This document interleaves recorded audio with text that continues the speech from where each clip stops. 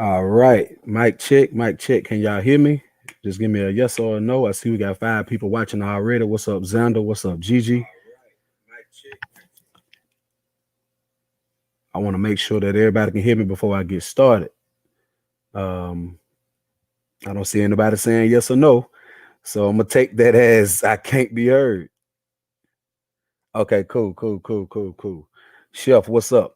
All right, so obviously I just made a video about the Ahmad Arbery case. And it seems like a few people aren't watching the video prior to commenting. You know what I mean? So I don't really understand that. I like to watch a video before I comment. I'm not gonna go by the title because when you go by the title, sometimes people put a lot of titles up there for shock value. You know what I mean? But it seems like a lot of people are just commenting based on how they feel about the title. And the title says Ahmad Arbery wasn't jogging. And come to find out, he wasn't just out for just a healthy little jog, like he does this every day. From the video, it does show that maybe he was snooping around in a house. And again, like I stated, from where I come from, when people are snooping around in houses, they might be there to steal copper. They might be there to steal AC units. He could have been casing the house. I don't know. And neither does anybody who's watching this live stream or that watched that video. And those guys, those white guys that went after him, we don't know what they was thinking. But what I want to speak about on this live stream is it seems to me that the only time black lives really matter is when somebody white actually take one of the black lives. You know what I mean? Because black people kill black people every day. And ain't no riots, ain't no marches, ain't nothing. But when a white person kills somebody black, we calling the NAACP, we calling everywhere. You know what I'm saying? We want to, like, I remember like people want to walk down the street and do all kind of protest and all of this. But when do we do this when a black person kills another black person? I never see it. And I'm like, we got to stop being um so selective on our rioting. We got to stop being so selective on how we actually do this stuff. If a white person kill us, it's like, hey, it's racism. But what about when the black people do it? Black man kill another black man, it's nothing. Like I'm reading the chat. Like I remember in Chicago years ago, I remember I don't remember if the story went like this, but I know a black guy came to harm somebody else that owed him some money or some kind of deal, and they ended up killing. I think it was like a 10-year-old boy that they ended up killing. Where the riots was at for that? Where the protest was at for that? Why they didn't go and find this guy and string him up? But if a white man had done it, oh man, I'm talking about we would have tried to get Martin Luther King and Malcolm X up out the grave to come back and try to do something about this. But again, we doing it to each other every single day. Now, I must admit, this particular situation, yes, them guys should go to jail. They were not police officers. The father was a former police officer, and yes, he was out, being like a vigilante. You know what I'm saying? And his son ended up pulling out the gun and they shot him. Gigi says they were looking for the 10-year-old's daddy. Exactly. They were looking for that 10-year-old's daddy, but they ended up killing the 10-year-old. I ain't see no protests about that. I ain't see no people trying to sit down. I didn't see Killer Mike nowhere. I didn't see T.I. and all these people who acting like they the new black rights activists and all this. I didn't see them nowhere. They weren't nowhere talking about that. But with this situation, everybody will come out. Puffy will come out. What's the dude name? Jesse Jackson. Everybody will show up for this. All because it's like, oh, white man killed the black man. This is not the 60s, y'all. This ain't the 50s. This ain't the 60s. This ain't the early 70s. It is 2020. Everybody is aware that racism still exists. Everybody knows that. We do still hear stories about, lynchings, is far and in between, but it does still happen. Now, when the situation like that, where like cut and dry, white man went out and hunted down a black man, took him and strung him up somewhere for the world to see. Okay, let's go riot. But in situations like these, yeah, be pissed off, but let's get the facts first. The facts are, in this case, Ahmaud Arbery was not jogging. That man was running away from a scene because he probably seen dude looking at him from in between them trees, like I showed on that video. But again, everybody wants to get pissed off because of the title of the video versus watching it. I still feel like him and his dad, they should go to jail. I do. But again, we got to have this same fight in us when we doing it to each other. I had a cousin that got shot 15 times. Now, fortunately, the person who did that to him, he's not here no more either. But it wasn't no riots, it wasn't no protest. Anybody who gets knocked off, black on black crime, ain't no protest. Blacks killing blacks every single day. Even during the quarantine, black people been killing black people. You ain't seen not one protest. You don't see no high-priced famous attorneys. You don't see none of them coming out when Pookie killed Ray Ray. When Pookie killed Ray Ray, the lawyers they get are regular. But when Adam killed Pookie, oh, we got to go get everybody involved. Like, it's our constitutional rights are being oppressed, everything, you know what I mean? And it's getting to the point where it's like, dude, come on now, let's really just be serious about this and have the same kind of energy all across the board.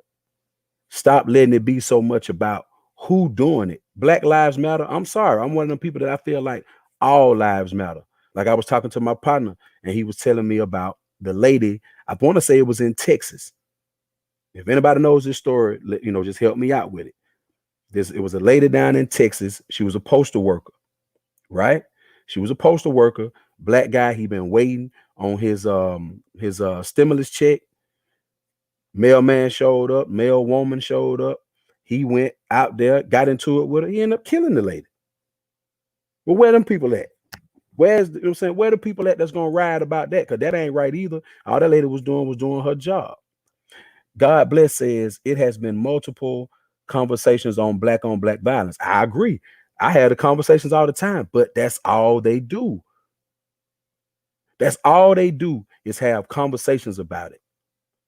Do you know how they was protesting with the George Zimmerman situation with Trayvon Martin? The way they be protesting when a white police officer kill a black man. I mean, literally, I've been out in the street and seen them take over the expressway when a white man do it.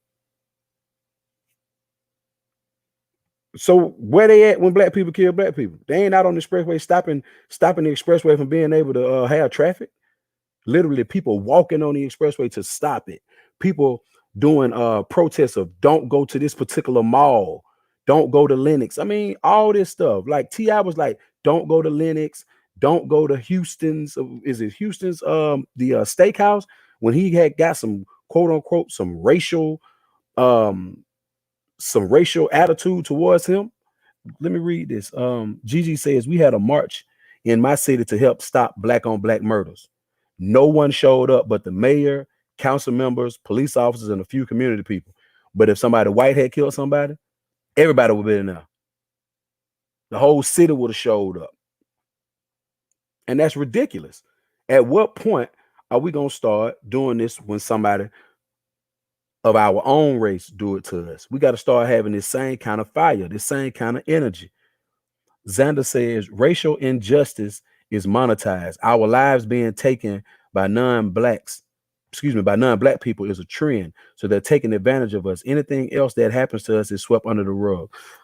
Let me read this again. I really didn't understand it. Racial injustice is monetized. When you say monetized, exactly what do you mean? Our lives being taken by non-black people is a trend. So they're taking advantage of us. Anything else that happens to us is swept under the rug. I'm gonna have to get you to kind of, you know what I'm saying, give me a little bit more to go on with that. Because it's not like you asking me a question. It's more like you just giving me a statement. You know what I mean? So I'm gonna need you to break that down a little further. God Bless says blacks are now programmed to prove they're worthy to live. Black people, we are human beings. We shouldn't have to prove our right to live. I do feel like a lot of black people have a death wish. They feel like, it's balls to the wall, it's whatever. I do agree with that. But people like myself and, the generations before me, We don't have to prove our right to live. We just want to live. Like, we shouldn't have to prove to people like, hey, I just want to live. And it shouldn't be a thing where we got to be in fear of the people who have this death wish. Like, it shouldn't be a reason why I should have to fear when I see 5 black guys standing out in front of a gas station. I don't. I get on out the car and I walk on in. Now, I do realize that when I see certain elements of black people standing all out the gas station, I'm probably gonna go to the next gas station. That's just what it is, because ain't no telling what we'll do to each other. Because we do each other way worse than what the white people do us. We do each other way worse. Now, don't get me wrong. Back, 40 years ago, 50 years ago, when they was doing all the stuff down south, and yeah, that was terrible. That's when we was together. That's what's crazy. We was together and wasn't harming each other more when the white people was just, doing everything to us. Now that it's not like that anymore. Oh, now we divided. Now we do it to each other. That's ridiculous. Yeah, GG. I don't know. He say trend. I'm gonna read it though. Let me that logic. Let me see. That logic hasn't worked for centuries. I'm not interested in proving that. I'd rather just fight. But what are you fighting? Who are you fighting? Xander, who is it that you're fighting against? My thing is, this fight you talking about, don't just be ready to fight when the white man do something. Don't do that. Don't just be ready to fight when the white man do something. Be ready to fight at all times. When you see an injustice going on, or a black man doing something to another black man or a black woman, step in, speak out about it. Like, I know in Decatur on Gresham Road at a gas station that I frequent when I'm in that area. Young black guy, he robbed this black woman. He stole a car, beat her up. Now, mind you, she was an older woman. Now, this black on black now. And they had the video. They had the surveillance tape from the gas station showing this young black thug. I'm just gonna say it how it is. This young black thug stood outside that gas station. This older woman, she had to be in her 60s.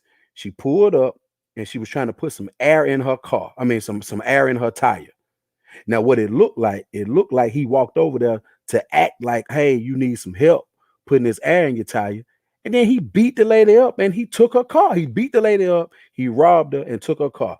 Where was the protest at for that? Where was the people at that sought out after him to find him and wanted to do something to him? Nowhere. Nowhere. I saw the video and I said, if I had been at that gas station and seen him doing that, I definitely would have got involved. Now, I don't want to talk about what way I would have got involved on here, because I don't want YouTube to, listen to my video or the algorithm say that I'm saying the wrong thing. But you can just about imagine what I would have been prepared to do. But again, where was the protest about that?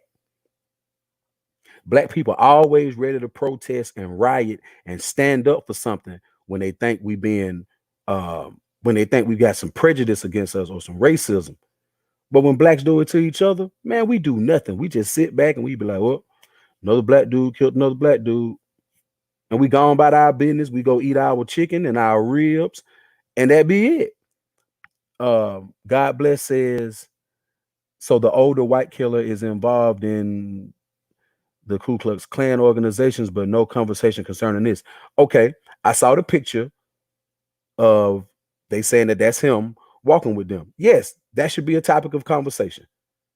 That definitely should be, I think when they go to court, that should be something that they definitely present to let the jury know, because they're going to present that video showing that he was, quote unquote, going inside of this house and possibly could have been trying to burglarize it. I feel like the same light they're going to shed on that, shed that same light on the fact of this picture, that's who he's supposed to be with. He's supposed to be with that organization. What's his name? Greg McMichael. I think the father's name is Greg McMichael and the son name is Travis McMichael. They're saying that the father, who is former Glen Hills police in that area, and he's now a district attorney, if he's involved with an organization like that, they definitely need to shed light on that when they get to court, to let them know that, hey, while you're trying to say that Ahmaud Arbery may have been burglarizing houses, also go look at the fact of this is what this man does in his personal life. This is the type of organization that he's a part of that is known to not like black people.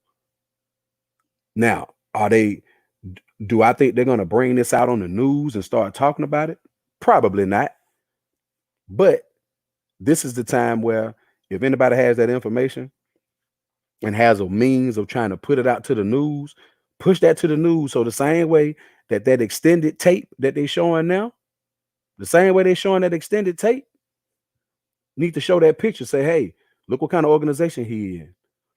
God bless it. No one is rioting. I would think that's what you're saying. When the white gangs march in Michigan concerning anti-lockdown, no one describes this activity as a riot. But when blacks get together, it is considered rioting. Interesting. Okay, well, so let's talk about that.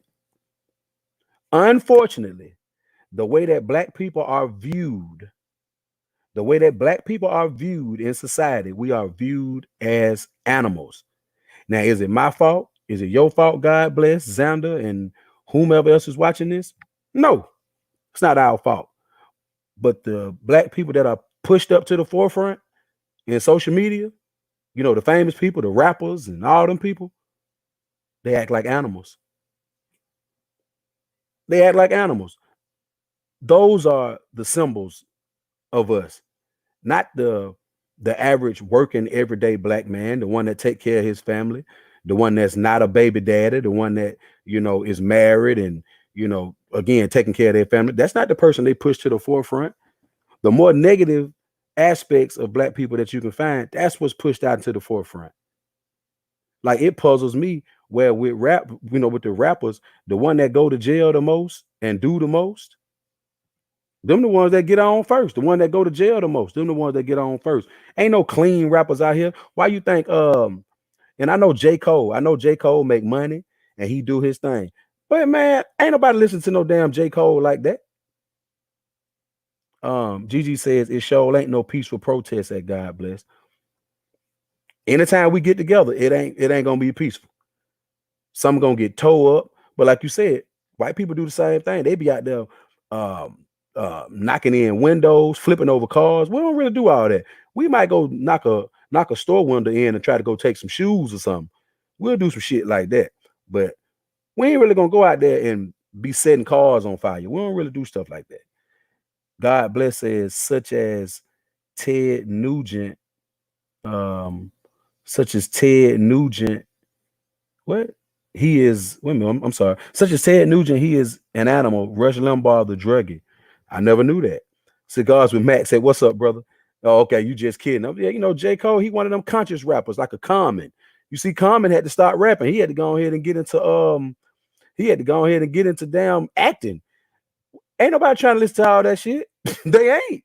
Ain't nobody trying to listen to no conscious rap no more, man. Like, we want to hear the thug shit. That's what they want to hear. And that's what's being pushed into the forefront. So of course, it's gonna make us look like animals. That's what it make us look like.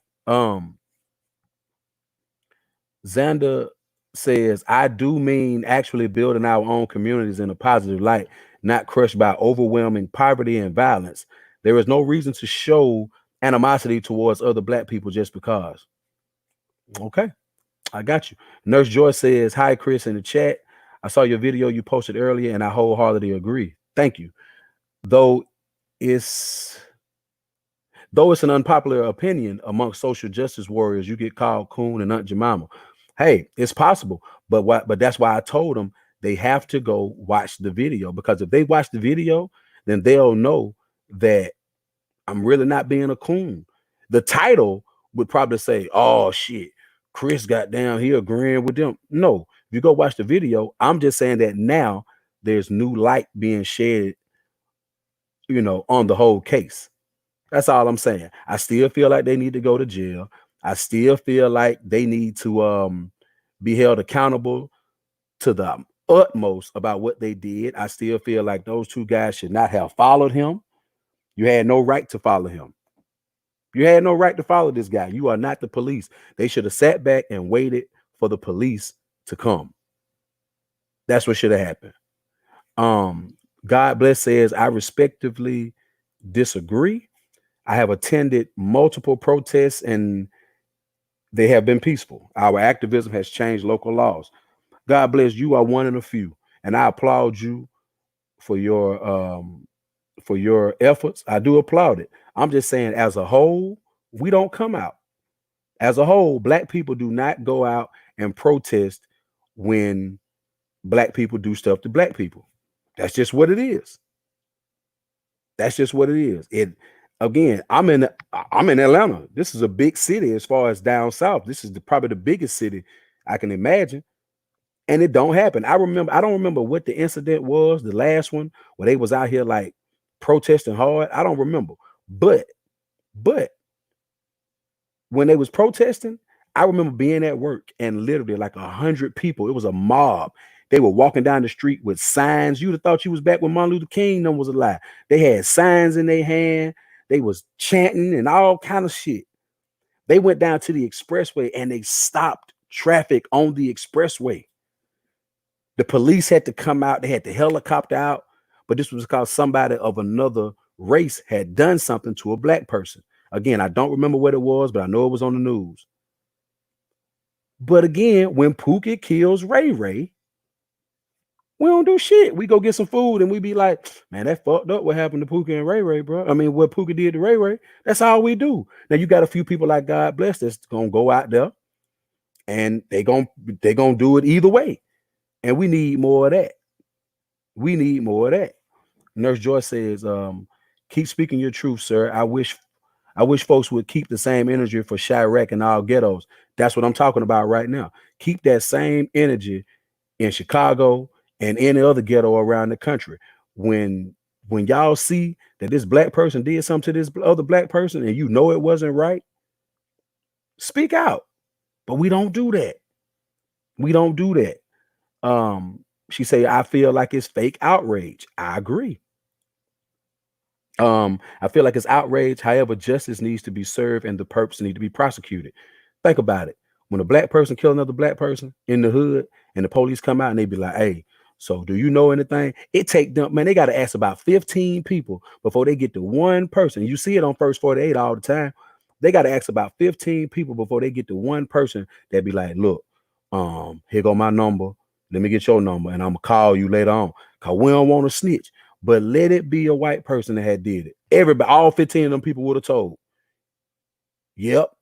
Richard did it to Pookie. Richard did it to Pookie. I'm serious. That's how it'll go. Gigi says, look at all the evidence first. Agree with Chris. They shouldn't have killed him. They should have waited for the police. Exactly. They should have waited. Police would have came, that situation probably wouldn't have went like that. So that's why, yes, I totally blame them for what they did to Ahmaud Arbery.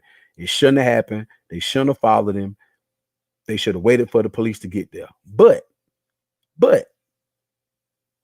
they didn't.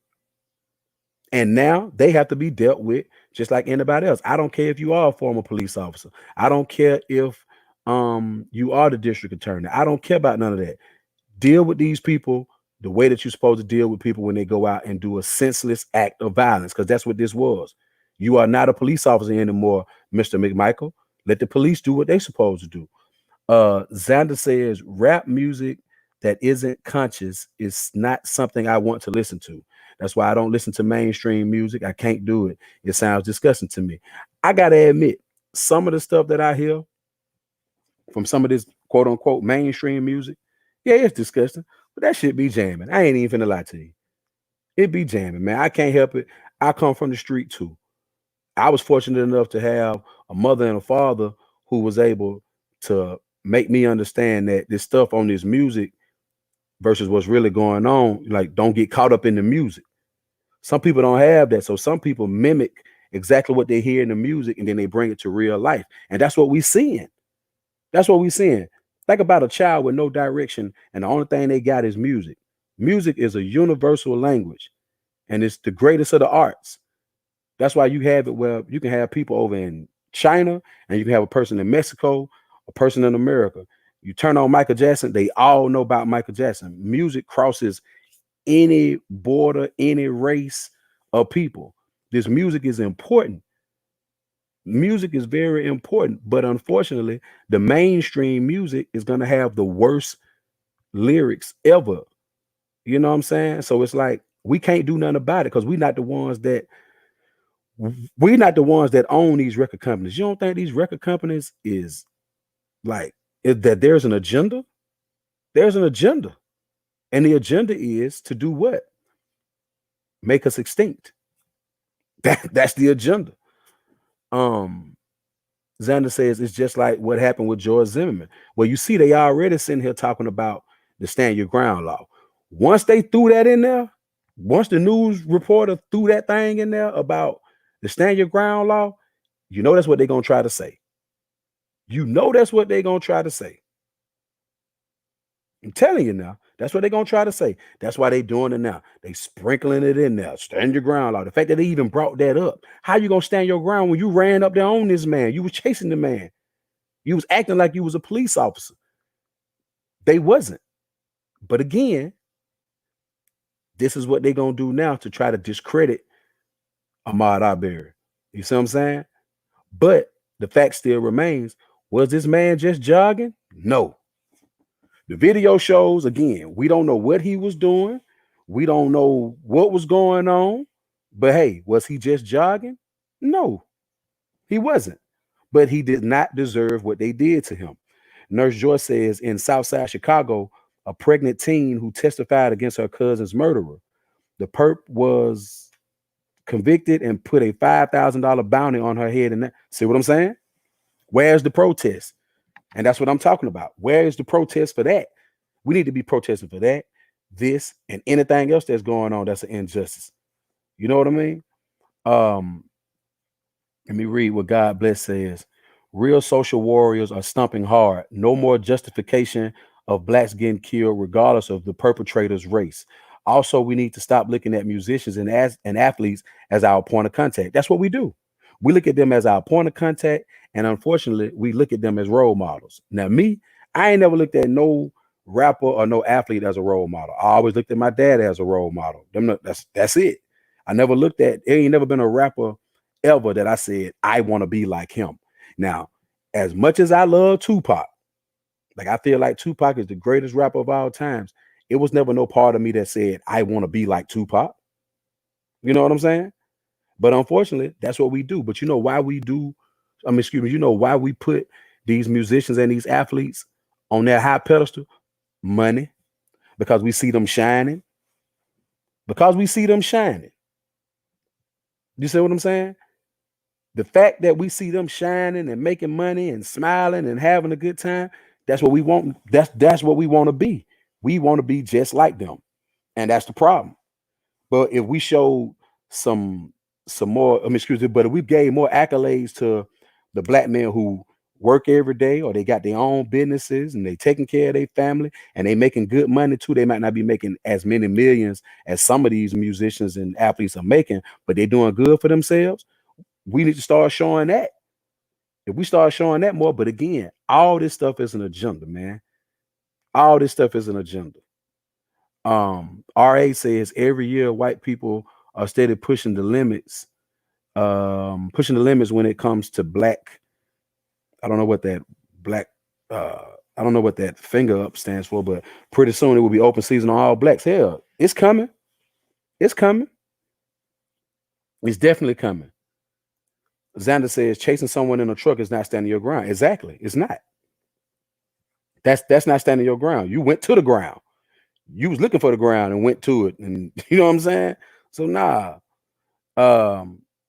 Nurse Joy says, oh, okay. I'm sorry. They're speaking to each other. Nurse Joy says today's media fans the flame of racial division without having all the evidence in place and instilling fear of black folks, instilling fear in black folk. When you say that, exactly what do you mean? I wish I could pull you up to the panel so you could tell me what you mean by that. If you would like, I could definitely put the matter of fact, I'm gonna put the link in the room. If anybody did want to come up, just in case, because you know, it's a lot of stuff I don't know. It's a lot of stuff I don't know.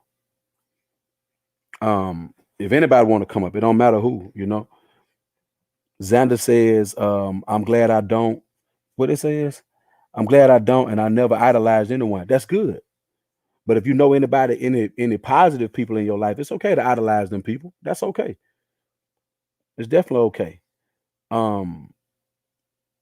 But yeah, like I say, man, I was reading the posts that people were making, and it seems like a lot of people were making these posts without actually, well, excuse me, they was commenting on the video without actually listening to the video first. It's like they was just reading the title. And I know that a lot of people do that. I try not to do that. Because if you just read the title of a video without actually listening to it, you're gonna mess up every time. You're gonna mess up every single time because it's gonna be like you're gonna read the title, and most titles are clickbait. That's just what they are. Most titles are gonna be for shock value, but you got to go listen to the video to figure out if that's what this person is really saying. Now, what's amazing to me, all I said in the title was Ahmaud Arbery was not jogging, and it got some people panties in a bunch immediately. And I was like, well, goddamn. Um, oh, I'm glad you brought that up. I want to say Happy Mother's Day to any mothers that's in here watching. I didn't get a chance to say that because I just came straight on here and went to going. But to all the mothers in the room, we only got 10 people watching, but I don't care. We had one person watching. I still feel good about it, and I still say the same things that I'm saying now. But definitely, Happy Mother's Day to y'all. Okay, look like we got Nurse Joy trying to come up. We're gonna add Nurse Joy to the stream. Unmute my mic. Oh, my bad. Hey, Chris. Hey, What's going everybody in on? chat. What's How up, are Nurse you? Joy? I can't complain. Happy Mother's Day if you're a mom. Thank you. I am. My kids cooked me brunch, so it Okay, was did you get you nice. some mimosas or something? You got a mimosa with it? No, no, no mimosa. Just some regular orange juice. I'm about to go for a little walk here in a while once my phone charges a little bit because it's really nice out, as you know, here in Georgia. Yeah, But it is nice today, but that weather been kind of cold now. It been killing me. I know, I know. I was like, okay, this weather is acting a little bipolar. No offense to Right, anybody that has right. it, but I mean, it's It's just been all so good. cold. I'm just like, it's May. It's supposed to be like 70, 80 degrees every day. But anyway, Yes, ma'am. so just to clarify the point, I know you had a question about the statement I made about the media. So Right. if you look, every single time there's a shooting between a person of someone that's a victim that happens to be black and perpetrators that happen to be white, if they Hmm. were cops, right, or Right. otherwise, there's always a situation where they always making a point to mention the person's race. Now, if you hear about any other murders, you don't hear the mention of race. So, like, if there's a murder between two white folks, they're like, okay, a man was killed by his wife, Hmm. or two men on the south side. Now, it's implied, like if they talk about a gang shooting or something like that, they'll imply it and say they were murdered on the south side of Chicago, and they'll put the street address where the location of the body was found or whatever. I mean, it just irritates me because I really feel like the media kind of pushes this agenda of constant division and kind of incites this premature Okay. outrage before the evidence is even brought forth, and everything was brought forth before. Okay. And I have my own thoughts about the video that you showed on your last video also. So you go ahead, and I don't know what you think about what I just said. Well, now that you clarified it, yeah, I've always felt like that same thought. Like, okay, black man killed another black man. You just say, okay, this happened. It was a violent act over off of County Road. But they're gonna make sure if a white man kill a black man, because they ain't gonna tell you when the black man, well, no, they'll tell you either way. They're gonna make sure they say that to divide us. And I've already said I do think it's an agenda. I've been saying it. There's an agenda. Obviously, I don't know what it is, but there is an agenda to divide us and to make us really fear of each other. So Exactly. I agree. right. So the I power, just but the wanted to- powers that be, I think that they actually really sit back and they say, hey, how are we gonna divide this? How are we gonna divide this? Okay, what we gotta do, we gotta make sure that anytime something happens, especially with the cops, because 9 times out of 10, when a black cop kills another black person, they don't really talk about it. They just be like, No. tonight, the police there was a shooting where the police had to get involved and that Mhm. be it. But if a white police officer shoots a black man, they're gonna make sure they show that this Mhm. white police officer, they're gonna show him with his blonde hair and everything, and they're gonna show the black dude that he shot. Exactly. They do that. What's going on, Eric? You know what I mean? So there is an agenda. don't know exactly what that agenda is, but they are succeeding at it. Yeah. It's unfortunate. And then, like, when the video, first of all, this whole incident happened way back in February before COVID, right? And it was strategic. I think, in my opinion, it was strategically done that the video wasn't released prior to the shutdown, because you look at the timing. February 23rd, the Ahmaud Arbery got shot, right? I And didn't then even know Georgia nothing about it till last week. Yeah, I didn't know anything about it either. And then when I went and I started digging, I found out that the incident actually took place at the end of February, before the COVID was starting, but we hadn't had the shutdown yet. And Governor Kemp didn't shut down the state yet. So look at the timing. It was like maybe 3 weeks post his murder that the state got shut down. And I think they knew that they were going to shut the state down. So to kind of mitigate any protests that may have gone on during COVID, they kept it quiet until the state reopened again. Look at when the state reopened, and now the case just opening up again. You know what I mean? And I just kind of, when I look at things and I see things happen like this, I always look at the timing and the intent and the purpose of why these things are happening and the timing in which they occur. I don't know how you feel about that, but I mean, So, that's just so do you feel like this was strategically done? in term not the murder itself, but in No, no, terms no, no, of the no. Yeah, not the media's murder. Yeah. coverage of the story and it becoming national news. I definitely do think it was strategic because, number one, it speaks to protest and social distancing and people being defiant in that Mm, regard. mm. Number two, there are other protests going on across the country, and now I'm seeing people making comparisons between the reopening of the states and reopening of the economy protests, and you see the white people or the white protests or the Americans protesting with their guns and their strap, and then Right. you're seeing the Black Panthers doing the same thing.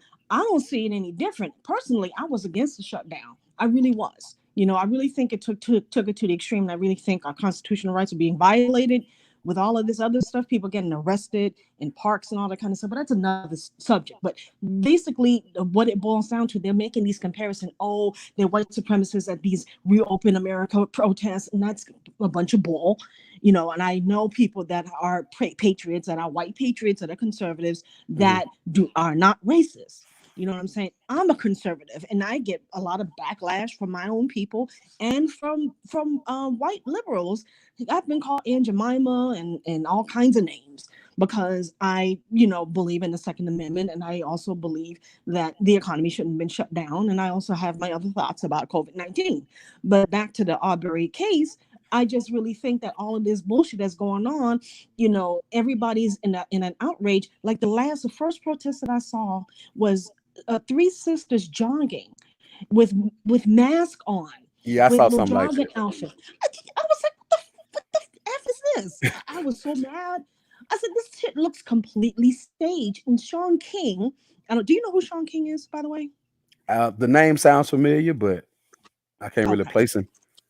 Okay, Sean King is what I call quote unquote social justice warrior, and Okay. he's I think he's being paid by, like, he's part of Black Lives Matter. I don't know, and Black Lives Matter, if you're unaware, is funded by George Soros, who is a multi-billionaire who oftentimes creates these protests to incite riots, to incite drama, and a lot of people that were part of Black Lives Matter, the original Black Lives Matter, were murdered because they spoke out about this shit. You know They what I'm spoke out saying? about So, the fact of they think of that this George was Soros being involved in staging these protests and creating all this this civil unrest and all this drama. And it took away completely from whatever injustices may have been occurred for the purposes of the protest, i.e., police brutality or what have you. You know what I'm saying? So it really became a kind of contrived movement and not purposeful, like what you and me would do. Let's say if we wanted to protest against this situation with Ahmaud Arbery. We're just regular Joes. We're not associated with any group. We just coordinate and get our own people together, right? But BLM, or Black Lives Matter, has been uncovered as a fraudulent organization in that regard. Unfortunately, as sad as it sounds, but I did my own research and I found out the truth. And that's why the protests, it doesn't even faze me anymore because that's a what I'm lot of saying. it is a fraud, it's a hoax. I've you always know. felt like the whole Black Lives Matter movement, I always felt like it was bullshit, but I didn't know anything about this guy actually using this as a means to. Oh, okay. Looks like we got another person coming on. We got God Bless popping up. Um, I've never, I didn't know that people would actually use that in order to get even more people killed. It doesn't Yeah, make sense. it's crazy. That's why I would It's never crazy. be out protesting unless it's something that I really feel strongly about. But this right here, I feel strongly about. Let's protest when anybody is killed. Always try to put the race in there, 'cause like you say, it brings social division. Hmm. I like being able to go to the store and see white people say, "Hey, how you doing?" and we not side eyeing each other. I'm not racist at all. Period. Right. I don't really see color like that. Right. Welcome up to the Exactly. panel. God bless. How you doing? Hello, Chris. Hi, Nurse Joy. Happy Hey, Mother's God Day. bless. Happy Mother's Day, love. How are you? Oh, thank you. Thank you so much. Chris, I'm so happy that you talking about this topic. But I think we also need to be fair when we look at the whole perspective.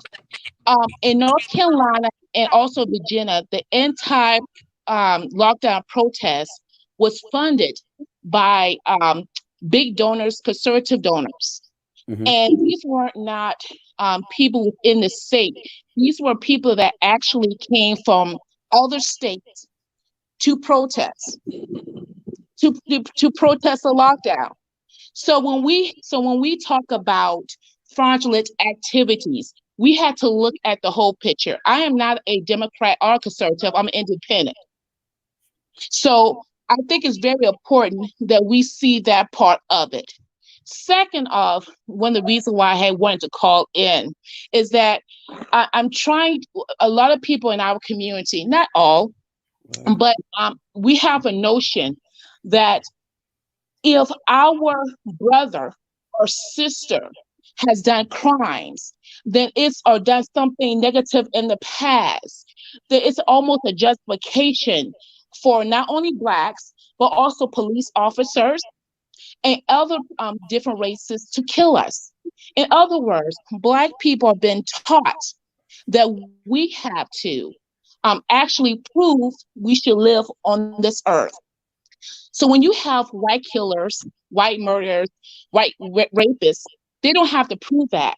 They do the crime. They do the crime. They maybe do time, but they don't have to do that. I just want to give a perspective of what the situation is because we are getting to the point where we're raising generations, black boys and black girls, when their brother or sister get killed, we have to look back and say, well, what kind of background they came from. Yeah, we do Um, that. We definitely but do that. yeah, but they don't do that to the whites. For example, there has been reported that the son of the killer also had a drug problem. That's also in the media. He had a drug problem, but Chris Law, no one brought that up. You No mean one. Travis McMichael? Yes, the son of the killer, the son But of the see killer. now I agree that all of that should be brought up. That's the reason why I made the statement earlier when I said that, hey, the same way they're gonna show this tape and they're gonna show the extended version of this tape to show that he might have walked up at somebody, he walked up to a house that was under construction. Make sure they show that picture of the daddy, Greg McMichael, with his homies out there with the all black on with the Nazi flag or whatever that was. Make sure they show all that too. Is exactly, and let me say this: we have to not be look at rose-colored glasses to think that this is an isolated case. The issue is also this: you had in this situation there was a systematic cover-up Mhm. in the police department, a systematic cover-up. And we cannot just ignore that and state, well, what about black or black crime? So when you have a systematic cover up, that can't be our go to. And I'm so happy now that people are kind of waking up from that. because that argument is getting old. Because we always pull out Chicago and black crime, but if you look nationwide, black on black crime has decreased. You can look at the local statistics in various states. You may see a peak in Chicago or Baltimore, but throughout this, black crime has decreased. So my question is this: what level of crime that has to decrease to determine if our life matter? So do we have to be at 2%? And if we above 5%, does that mean that we should get killed as Black No, folks? no, Or do I don't. you, after 5%, there's a decrease? And that's my only perspective. I'm just happy that you bring in this topic on here, but I'm trying to, even with me and some of my colleagues, we're trying to push a narrative and teach Black boys and black girls about politics, not to believe the hype of the media about what they stated into the media about ourselves. Because let me say this: there are a lot of Black men who have a shady history. There are a lot of reformed drug dealers, pimps in our community. Do that mean if you're going jogging or you going walking or whatever, that you should get shot because when you was in your 20s, you stole something? No, I don't agree that should happen. Absolutely not. Yeah, I don't agree that should happen. But we do have to take into the account that our representation is not me. It's not God bless. It's not Nurse Joy.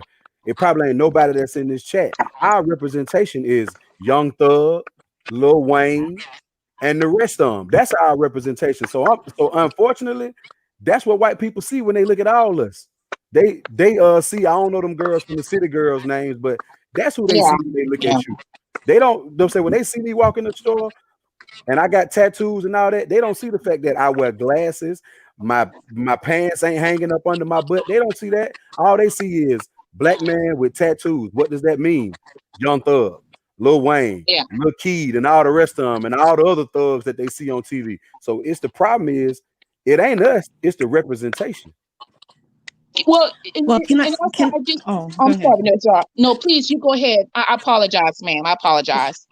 Okay, I was just going to bring up a quick point, a couple of things I wanted to mention. As I was reviewing and researching the case, as far as McMichael, the older McMichael, the father, yes, he was a former police officer, but he left the force and started working for the DA's office. And I believe in your video, Chris, you mentioned that he was a DA, and that was not correct. He was an investigator for the DA's office. Oh, okay. So he was close to, that's okay. He was close to the district attorney of that county. I believe it was Gallant County or some county that begins with the letter G down there in South Georgia. And this particular DA in Waycross, Georgia, came out and said that they felt that the shooting was justified. Really? Where in the video, which was completely preposterous and ridiculous, because all of us saw the video. All of us saw that Ahmaud was unarmed, and that they approached him with a shotgun and a 9mm Glock. Okay. And, and they had every intention. And I don't know whether or not, now we can't say whether or not the intent was initially to shoot to kill, but the intent, their alleged intent was to hold him or detain him until the police arrived. And he fought, but the gun was being, if you looked at the video, the shotgun was being pointed at Ahmaud. Now, if somebody comes up to you with a damn shotgun and you didn't do anything, you're going to try to disarm the individual to keep them from shooting you. Well, one thing that I'm going to do, I mean, I can just about put myself in Ahmaud's shoes.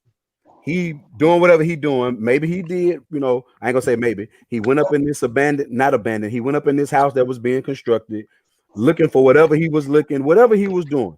And then he took off running. Now, let's be real. He wasn't jogging, but he took off running. But let's just say, we're going to say if he was jogging. So I'm imagining myself jogging down the street. Here come a truck pull up with a white dude standing up in the bed of it. There's another car behind him, and then they approaching me and probably asking me, "Hey, where you going?" I'm gonna be like, "Man, what the fuck you mean where I'm going? I'm going where the fuck I'm going." Exactly. So I can imagine that's how that conversation went. Cause they Yeah. probably, they probably pulled up like they was some damn vigilantes. Where you going? Man, I'm minding Well, my business, let me ask you a question, Chris. When they say under construction, they say it also was actually items that was in the home. Now that's only I'm going by what YouTube. The internet can be wrong. So let me just say this. But they stated that there was some item that was in the house. In the video, did this young man have any items in his hand when he was jogging? No, He didn't have. Okay, so was there any trespassing signs? No trespassing signs there. I didn't see any. I didn't mean either. So when I also jog, and I jog daily, and Mhm. so when I jog in our neighborhood, they have new homes that's getting built, and sometimes I look through it. So I see that all the times on the weekends when people do that. I just want to wonder why the narrative in a lot of the stories is that he was looking in the homes. When I see I see Adam, I see Mark on the weekends looking through the homes, and he has no trespassing signs. And so Mhm. how is that automatically that he was up to no good? Because there was Again, nothing because stolen. it's us. Because it's us. Us as black people, Exactly. But we are always looked at that way. yeah, but also we also drive the narrative of it too. So we also participate in the narrative that is given to us. Everyone said that he was looking in there and he was about to do something, something dirty and stealing. But no one. It's interesting that no one said that he didn't. It was nothing in his hand. There Right, right, was right, nothing right. to. Now, I agree. That's why, and I don't know if you watched the video or not, but I I did. also I did. said, I did. right, I also made sure that I mentioned that, hey, I know where I come from. When people going up in houses under construction, they might be trying to steal copper. They might be trying to see if there's something they can take. But I also made sure that I said maybe he was just looking, he might have been looking around. Maybe he thinking about buying a house in the area. So that's why I say no, I don't think that whoever was, because it was a guy that was like over there behind a tree. That's the person that made the 911 call, and they was looking at him going up in there. I don't agree with the fact that you naturally just thought that, yeah, he's going in here to do something wrong, because you don't know Mhm. what he was doing. But again, it's about the way that black people are But perceived. and, Our persona is that of we're always doing something wrong. But also, we also push out that narrative. We fuel that narrative. No one wants to say anything about the killer's son may be on drugs, and also the killer also the killer older dad was in the KKK. Many people are saying this was his initiative to pull the guy as his rite of passage, but Right. no one's want to put that narrative out. But we will be comfortable putting out the narrative that this young man was looking in a construction house, did not take anything. There was nothing in his pocket. There was nothing. He had nothing in his pocket. It was someone said that he had something in his pocket and he was throwing things out.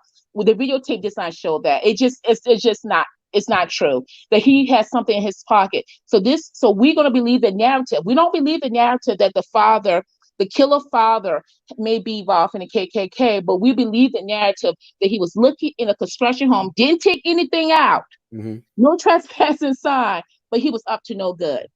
It's to the point now that black people believe that they should get killed in the streets. We don't believe that our children should be protected. We believe that our little black boys and black girls can be playing in the parking space, be in the parking lots, or put in this. I mean, in the parks. And because our sons look at a certain size, they should get killed. Well, he's a big 10-year-old. Okay, well, I have a And now, question for you. How do we fix this? Because it got to start somewhere. Chris, this is why I think we also and yeah, I did watch. I watched the video, and that wasn't the case. I respectfully disagree, but I love you, sis, but that's not the case. He did not have in his pocket. I know that's the narrative that people wanted to say. He didn't have anything in his pocket, and he wasn't throwing anything out. It was just an innocent man that got killed. We can sugarcoat it all we want, but that's what happened. But anyway, I'm gonna move on. What we Well, can do to okay, change yeah. that, Chris, it starts with us. It starts with us also pushing out a narrative that when the media comes out and says certain things, says certain comments, that it's not by jumping the gun. We have to speak out. We cannot. I actually have seen Black people say, well, I actually have seen and read other Blacks actually say this. Well, what kind of person he was. So do you mean that in order for you not to get killed, regardless, and I don't care who the killer is, I don't care if it's a white person, a Black person, Spanish, I don't care, because every life matters, Chris.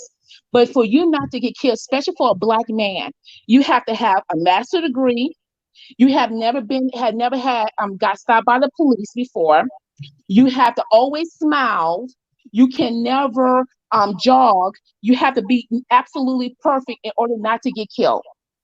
I can't agree with the fact that we have to be perfect, but it is okay. I think what's kept me safe, I've been pulled over by the police 3-4 o'clock in the morning, and it's two white police officers. They on both sides of the car.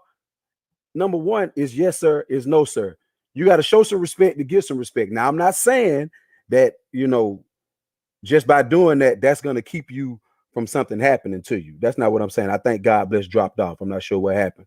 But what I am saying is that me knowing what the representation of the Black man is in this country or even in this world, I'm going to try to do stuff the total opposite. Even though I know how I look, I probably look a certain way to white people when they see me. But when they speak, hey, how you doing? Hey, how you doing today? I'm articulate in my speech. I know how to, go to the hood and speak the way that the hood people do, because that's where I come from. But I'm gonna know how to speak in, I got proper diction, as well. So it's all about how you carry yourself too. You can't be walking around here with the dreads and gold teeth in your mouth and tattoos in your face and your pants hanging all down up under your ass and thinking they're not gonna look at you in that way. That's just what it is. That's just what it is. And I do agree, it still was no right. Them guys had no right to do what they did to Ahmaud Arbery. But the thing is more so by that video coming out with that extended footage, it's like, damn, you know what I'm saying? Like, damn, I thought this was a cut and dry case that, look, they did XYZ to him and they didn't have no right to do it or no reason to do it. But now it's like, damn. So this dude, he might have not even been jogging. It's more tarnishing to the case. I wanted the case to be cut and dry. They got arrested, they go to jail, they go to trial, boom, they go to prison. Now they're gonna try to tarnish the man's name. They're gonna discredit him as a person, and they might use that to try to get them to get off some kind of way. That's my whole thing. But as far as this live stream, I just saw how people was like, I got comments that's coming in right now. I got like 24 comments that I haven't checked from that last video that I just posted. I could be wrong. Could have been 14 or 24. It's one of them. And some people were outraged just at the title of it, of me saying that he wasn't jogging. But if you listen to the video, I'm just saying that, damn, like I thought this was going to be cut and dry. But now here comes something else. But like God bless was saying, they not showing the picture of this man might be involved with the KKK. They're not showing that. And they're not going to do that unless they have to. Unless we speak out and make them show it, or make the world be knowing that, make the world know that, hey, this man might have did this from a racist standpoint. Nurse Joy, you still there? I see her avatar up here with me, her box with the clear picture, but I don't know if she's here. I'm just gonna put her on mute. But like I say, man, I just wanted to come on here and talk about that, man. And I hope I didn't piss nobody off with my opinion. But I do feel as though that, hey, we got to do better as Black people. We can not only speak out when somebody of another race do something to us. We got to start speaking out and protesting when all of this stuff happens. What they say? Smelling like weed. Who they said he was smelling like weed? Okay, we got STL coming up, y'all. Hold on one moment.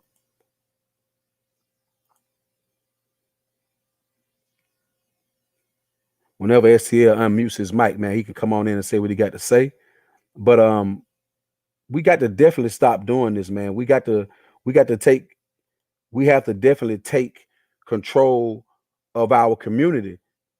Because if we don't take control of it and do what we need to do to make it better, we can't think about nobody else gonna do it. We can't.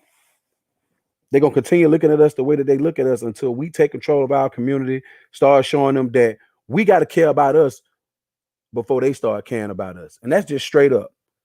Because think about it. Like I made this point earlier. In the 60s, the 50s, you know, I don't know what years it was, 50s, 60s, and all that, when white people was actually doing stuff to us, like, you know, lynching and all of that stuff, black people was together, man. Black people was together. Always was together. Now that kind of stuff ain't really going on, we don't care about each other no more. Thank you for coming back to the panel, God, Nurse Joy. We don't care about each other. And until we start caring about each other, they're not going to care about us. Go ahead, STL. Yeah. What's going on, bro? Ain't nothing much. What's happening? Getting in settled and shit. What I'm gonna say, I had made a mistake and hit the my stroll button back, and I seen you had posted. Somebody said that they did a protest and march or something. Some lady named Gigi, I guess. Mm-hmm. Yeah. Well, you know, since I made a mistake in saying that, that's what basically I'm gonna start off talking about what she said. They're marching and protesting shit, man. That bullshit is out the door, bro. For real. And why do you feel that way? Because I mean, what the fuck does they do? Personally, I don't think it do nothing. I don't think it does anything. Hey, hold on one second. Listen, we having a discussion about something that is, you know, serious to me, and it seems like it's serious to other people. So this DSL for you person, I'm sorry, I don't know who you are, but I'm gonna have to block you because we're not here for that. All right. Go ahead, brother. Oh, okay. No, I was gonna tell the nigga shit. They talk like you got some goddamn sense. I was gonna let the nigga stay. Nah, it ain't no point, man. Like all that stuff, man, they could do that somewhere else, bro. You feel me? Okay. Shit. But anyway, and where I leave off at. Well, you were saying that you think that protesting is a waste of time. Yeah. Protesting all that shit. That shit out the motherfucking door, man. I mean, it really is. I mean, I feel like protesting ain't nothing but crime. I feel like, well, I guess I don't have a problem. I don't have a problem with protesting, but my thing is, if you're going to protest and you want to riot, do it all the time. Don't be so selective about when you riot and protest. Because I just feel like we only protest and riot and want to stand up for something when we feel like something was done to us based on, you know, race or something like that. But like I was saying earlier before you came in, when Pookie killed Ray Ray, man, we be over there chilling, man. Hey, man, let me get another 10-piece hot lemon pepper. We don't really care about it. We don't riot when Pookie killed Ray Ray. We don't do that. Nah, you know, you're right. You're right. We don't. I think there's something we should put in check. You know, especially if it was senseless and uncalled for. I agree with you. Right. You know, like I said, protesting what we're protesting against. I mean, if anything, like I said, things should be put in check. You know, and the second thing I want to get into that basically kind of lead to both what I'm saying and you said is that with the games, with the LA games, that's how the Crips got started. That's something that only is said. You know, they just throw it out there as a narrative, that this is a bad game, but actually the Crips formed right after the Black Panthers was dismantled by the government. So the Crips, the Crips agenda was to police their own neighborhoods. That's just what they did. Right. Basically, when everything went bad, it's when drugs came into play. And basically, when drugs come into play, we all know that that's when everything goes bad, neighborhood and everything. Well, I feel like it's time for a new group to come about. Well, you got a new group out there, and what it is, the FBI be on them to the point where they calling people black identity extremists. Yeah, I've heard that before. So it's like, oh, well, we're gonna make you this, just like with the Crips. That's basically what they made them, and also with them throwing drugs in the neighborhoods, that's what made them bad. Well, I mean, well, okay, so with the drugs even coming in, man, I think you got a little feedback coming off you. Yeah, yeah, yeah. Let me mute myself. I'm gonna mute With the drugs even coming into play and making these these black groups that were really trying to help, and they were doing community service, and you know, having breakfast out there for the kids before they get on the bus, you know, and stuff like that, and then they turned into gangs. Okay, well, that's already happened. We need to start a new group. And I know, you know what I'm saying, like you just said, that once these new groups start, basically the FBI or whomever, they start looking at them like, okay, these are going to be potential gangs again. Okay, well, maybe we need to operate differently then. You know, doing these panel discussions, it's cool, but we got to start acting on some of this stuff. Thank you for coming back to the panel, Nurse Joy. Did you want to unmute your mic? Sure, can you hear me? Yes, ma'am. Okay, so a couple of things I wanted to bring up. I mentioned George Soros before, and for those of you in the chat, and Chris and SEO, if you're not familiar with who this individual is, I suggest you research him, because every activist movement that starts independently somehow gets infiltrated by him, and then the movement gets destroyed. Just like the this is like COINTELPRO and all of that stuff that happened back in the 60s, when a lot of these, activist movements were infiltrated by the CIA and the FBI, are still around today, but they're masquerading. There's a lot of people like Sean King is one individual that comes to mind when I think of infiltrators. If you look at Al Sharpton's record and reputation, Al Sharpton was a CIA operative back in the 80s, and he probably still is. Yeah, let me piggyback off you right quick, Nurse Joy. Okay, sure. What something you just said is just like you was stating right there, that the CIA does put plants in these towards these groups. Matter of fact, we used to work with a dude, and basically, if you look at the Black Lives Matter ordeal, when the Mike Brown situation came about, the CIA did throw a guy out there by the name of D-Ray, and everybody knows D-Ray is the agent. I know. I remember And that. what led to my guy getting killed. Like I said, I know people get killed behind, we get killed behind shit like this. It's serious. But if you try to talk this to the average black person, they're like, "Oh man, you don't know what you're talking about." It's you sound crazy to them, but it's real and it's true. Just like with the guy they locked up down in Dallas, they just labeled him a black identity extremist, but he wasn't, he wasn't in no gang, no nothing. He was just, for his people.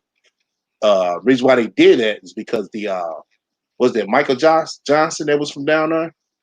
Was that him? I can't remember his name. Michael Johnson, and what's the other guy? It was two guys that was down there that basically had the whole state shook when they fought back against the police. I can't think of his name. Somebody help me out. I can't think of his name at the moment. I'll probably remember after we finish talking, but yeah, I don't recall. But I do know that someone, right after the whole Michael Brown trial, there was a brother who was one of the original Black Lives Matter movement. He was actually a local organizer in St. Louis, in your town, as a matter of fact. And he was shot and his car was set on fire. Yeah, What was the individual's name? Yeah, that was my boy. Darren. That was Darren. Oh, there we go. Yeah. He was a nice guy too. He had kid and everything. He was a part of Black Lives Matter. He did his own independent operation thing. But like I said, D-Ray showed up acting like he was the man. My guy went over to him. Darren went over to him, and they got into it. And like I said, less than a year later, Darren died. He was killed. He was hurt in his car and he shot multiple times. Wow. Yeah. And I think he wasn't the only one. There were several other he wasn't. 6 total. Others. You got that's what I thought. The last one was Melissa. I follow on Instagram. Her son was found hung in his backyard. That was the last one. Oh my God. Oh. So let me ask you something, STL, since obviously you kind of been around the I guess somewhat been around the Black Lives Matter movement firsthand. The title of this live stream is Black Lives Matter only when white people take them. So I think the title of the live stream should be pretty much self-explanatory, but I just feel like that's the only time the Black Lives really matter is when somebody else do it. But when we do it to each other, where's Black Lives Matter at that time? We don't come on and I mean, Black Lives Matter is nowhere to be found when that happens. They Right. only seem to Exactly. right. That's They why, only seem to pop up when somebody else do it. right. That's why, that's why we know that, it's basically backed by some type of government entity. Mm-hmm. They bring them out, you know what I'm saying, to basically infiltrate and kind of, make the situation look good. If you notice something as well, as Nurse Joy was saying about like Al Sharptons and all them, with this, what's that guy down there? What's the guy that got the case down there? And my Where? what's his name? The dude that got the case now. You talking about the white guy or the black guy? Black guy. Ahmaud Arbery? No. Who you talking about? The lawyer dude. The one that just got the case? Yeah. I don't know his name, but I know exactly who you're talking about. But yeah, he grabbed the case for somebody else too as well. Mm-hmm. His Right. name is Benjamin Crump. It's Benjamin Crump. Yeah, that's his name. Benjamin That's his Crump. Yeah, Benjamin Crump. And what's the other guy? He just started pairing up too. What's the other guy? Oh Lord, I forgot the Yeah, guy's I'm the only name. I know person- exactly who I'm you're gonna have to talking look it about, but I up. don't know their names though. I know exactly who What you're is talking his about. name? Lee Merritt. Am I right? Oh, Lee Merrick's involved too? Yeah. Yeah. He always showing up with stuff like this. That's what I say. Did I say his name right? Lee Merritt? He from down there in Atlanta, right? Yeah. Yeah. There's this interview that the Ahmaud Arbery best friend is doing. And if you listen to how his best friend talk, you're just like, hold the fuck up. But Lee Merritt is sitting right next to him. You gotta listen to the interview. So what are you saying about that?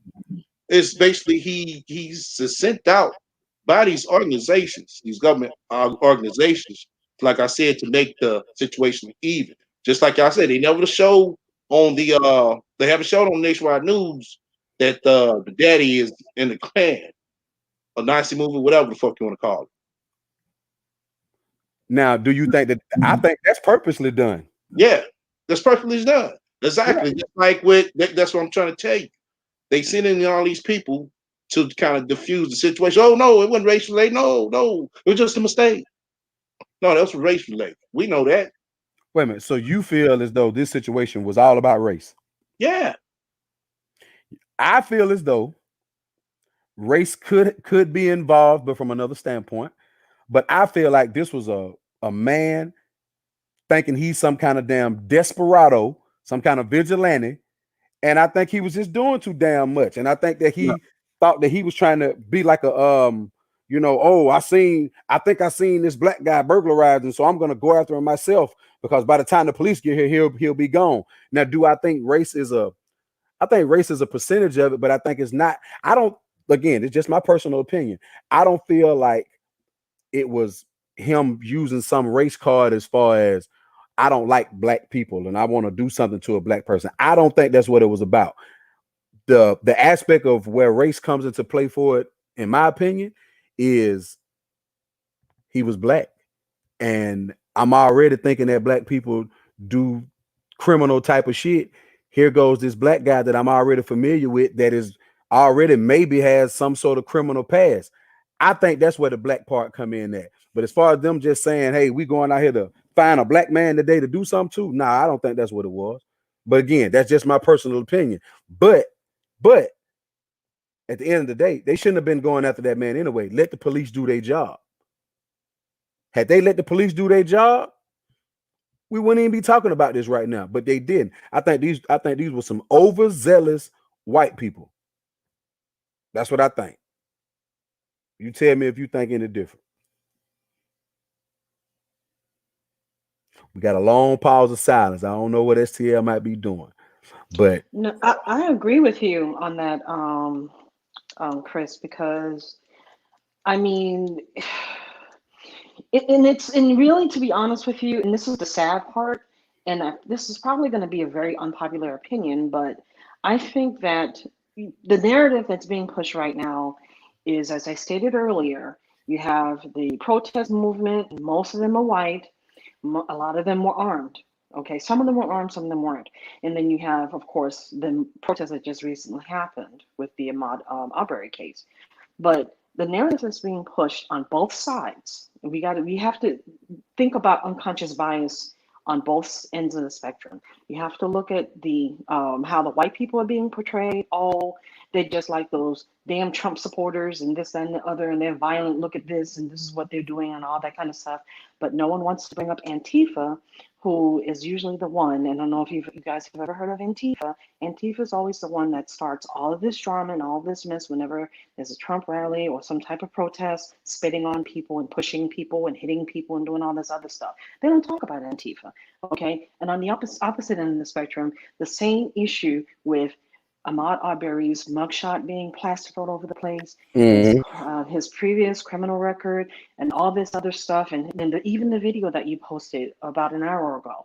I mean, it just, we really have to, both sides of the spectrum really have to take a pause, take a deep breath, and really examine how the media, again, I'm blaming the media for all of this. I do Because too. if we didn't watch CNN, if we didn't watch all of this spinning going on, it's CNN is mostly left, you know, Fox is mostly right, and both of them have bullshit on their, both of them got bullshit with them, to be honest with you. And I'm a conservative and I'm saying that, okay? That is And saying a lot. even if you look back in history, you mentioned earlier something earlier, Chris, that was so profound. When we were getting lynched, like when we were really going through it, and black folks were being hung from Right. We was trees, together. We was all and all together of that, then. we were unified because we had no other alternative. The real issue, and this is a comment I'm going to address in a minute to speak to this.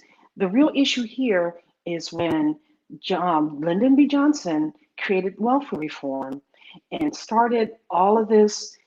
You can't have a husband in the house if you're getting government assistance. As soon as government assistance became involved and the welfare system started coming up, crime went up in our communities because the black man was not in the house anymore, because the black man was being pushed out. Okay, we need to, both sides need to be culpable for all of this. And I honestly think we're being duped because it's really not a race thing for me. It's really about the elites and a greater agenda of taking our civil rights away as Americans, regardless of color. Being locked down in our fucking houses, closing gun shops in the northern liberal cities, and all this other stuff that's going on that's really unnecessary. Okay, and a lot of the WHO and all of these other people and these doctors that are coming up and saying that they're being forced to do certain things that they shouldn't be doing, that's against the medical practice. I mean, it's a bigger agenda. Really start looking at all of these things that are going on and think of the bigger picture. And that's what I really wish Black people would see, apart from just color and white and black, because it's bigger than that.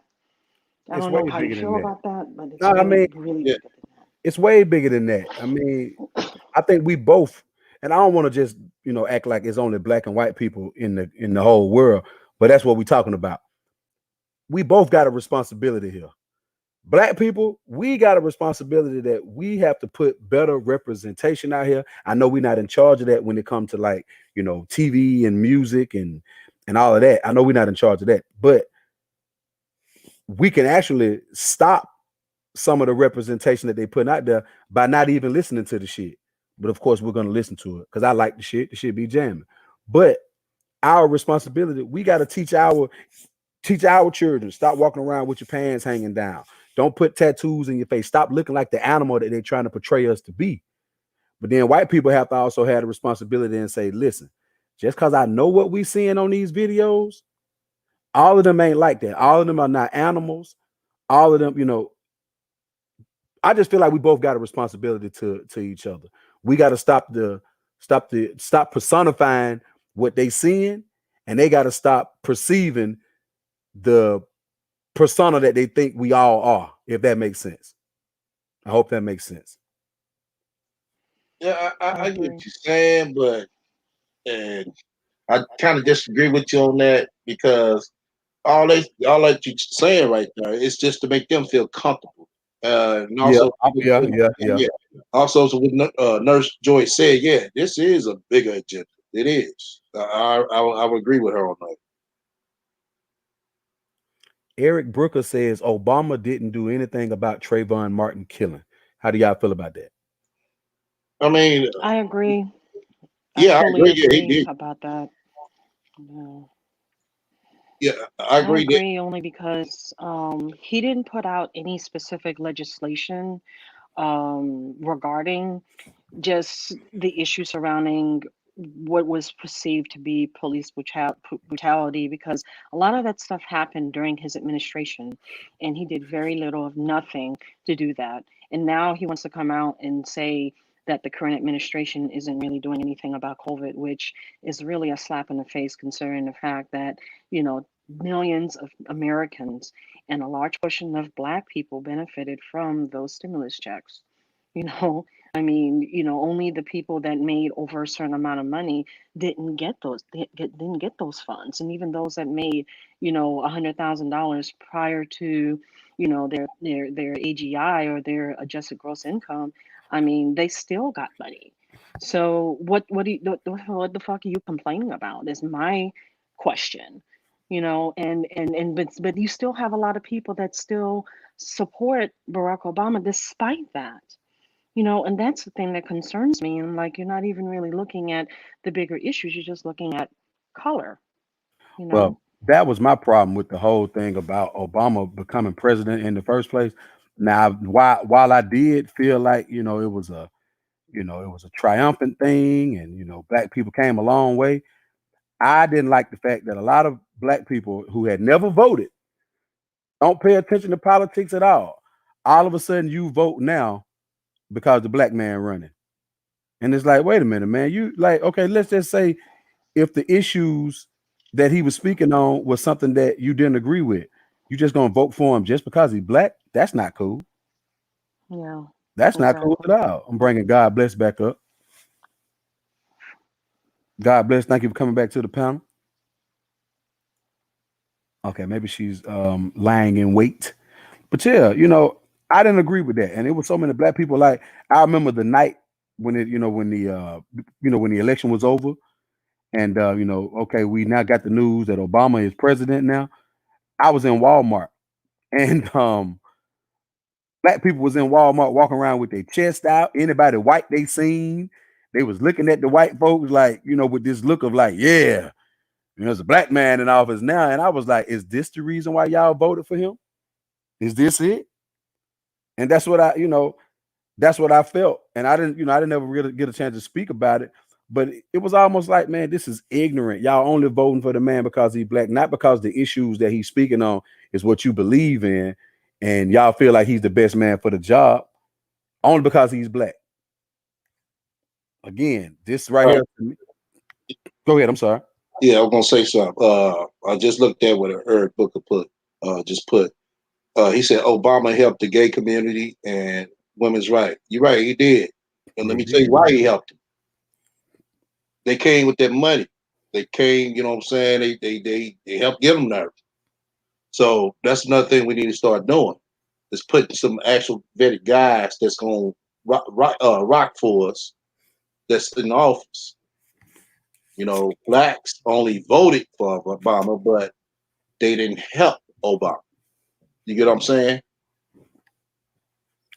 I don't really have a problem with Obama at all, but Eric Brooker obviously does. He said Obama sold Black people out. Well, no, I mean he didn't sell I black agree with people. that. Well, I agree with that. I mean, we gotta look at it as business, you know, Because it's business. right? And as we gotta stop getting our feelings involved. How can you sit here and say he sold us out? Because look at it like this. You know, Obama's gonna be the man that's gonna jump on stage. He's the one that's gonna rap for you. Okay. What money did you give him to help give him in the studio? What money did you contribute to him so he get his promotion going?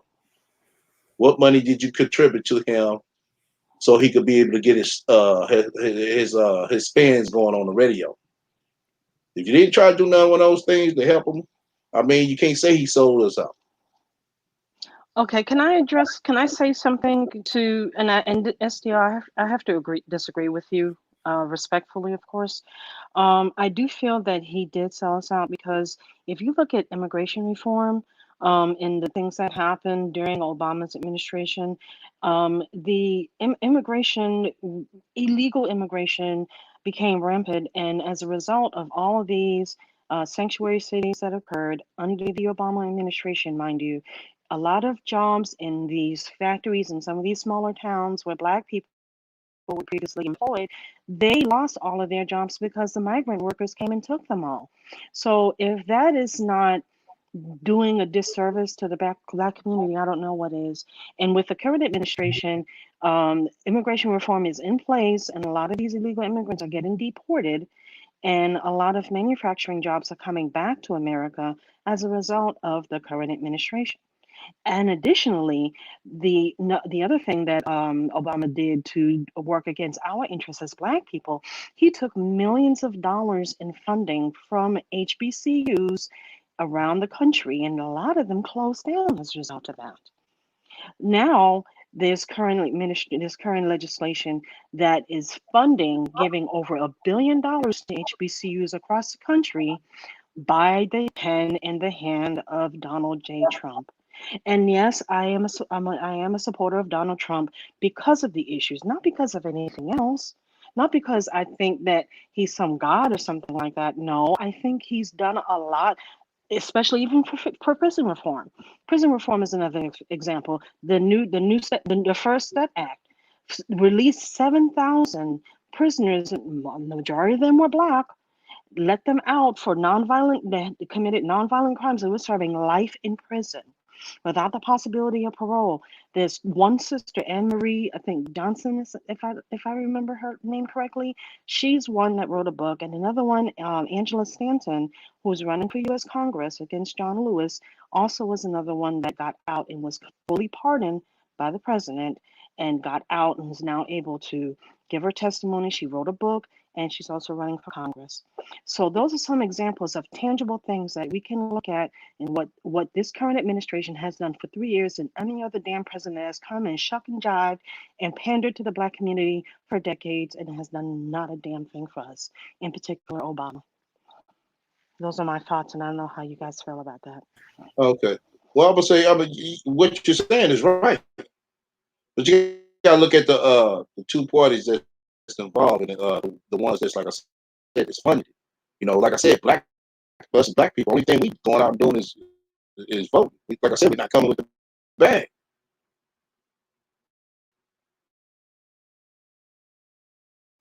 I was having trouble hearing you, STL. Can you repeat what you said because you were breaking up? I was saying that what you were saying, you're right, but you got to look at the two different type of parties that is being funded by. They're funding Obama, you know, and also the other party that's funding Trump.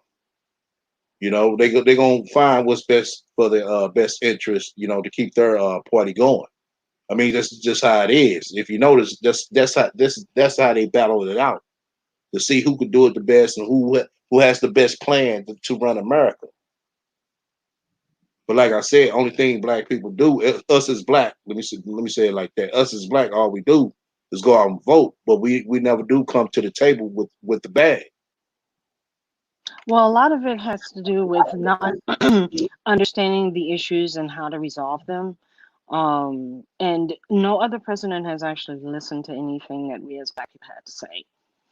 So, I mean, illegal immigration, again, like I said, I'm a first generation American. Both of my parents were immigrants that came here legally. Okay. And, and I think I don't like the fact that, illegal immigrants are benefiting off of our tax dollars to be able to get welfare and housing and these types of things, and they don't pay into the system. That's theft to me.